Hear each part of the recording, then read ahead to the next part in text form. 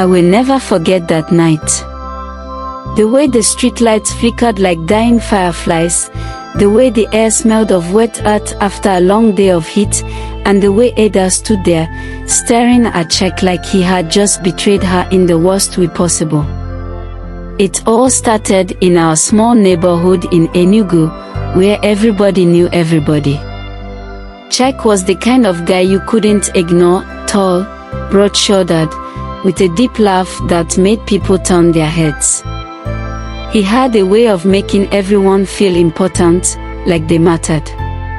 And Ada, she was the girl who could make you forget your own name. Her beauty wasn't just in her face but in the way she moved, the way she laughed, and the way she looked at Chike like he was the only boy in the world. They had been in love for as long as anyone could remember. You would see them sitting under the mango tree near St. Peter's Church, whispering and laughing like they had their own secret world. People in the neighborhood used to say their love was like something from an old folktale, pure, strong, the kind that could fight anything. But love, real love, is never that simple.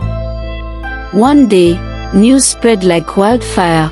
Chike's uncle, a man who had spent years in Lagos making money, had arranged a marriage for him.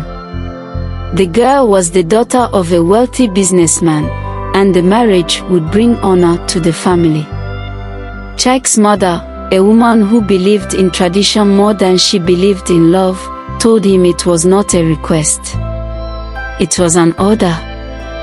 I remember the day he told Ada. We were sitting outside Mama Ngozi's shop, drinking cold Pepsi, when Ada walked past us, her face unreadable. Chike ran after her. I followed, not because I wanted to intrude, but because something in the air felt heavy, like a storm was coming. Ada, please, he begged, his voice breaking. I didn't know. My mother, she says I have no choice. Ada laughed, but there was no joy in it. No choice. So all these years, what were we doing, Chike? Playing. You love me, but you marry another girl because your uncle made a deal. Chike grabbed her hands, his eyes desperate. I love you. I swear I do. Then fight for me. Silence. It was in that silence that everything changed. Because we all knew Chike was not the kind of man to defy his family.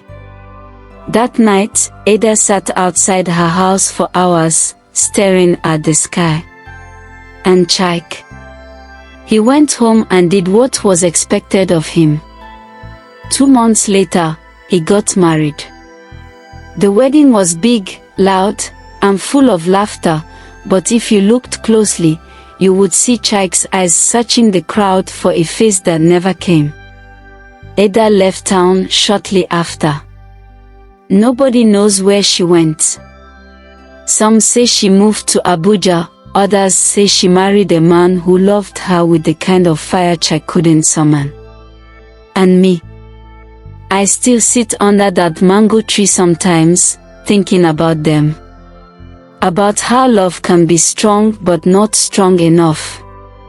About how sometimes, even when two people are meant to be, the world finds a way to pull them apart.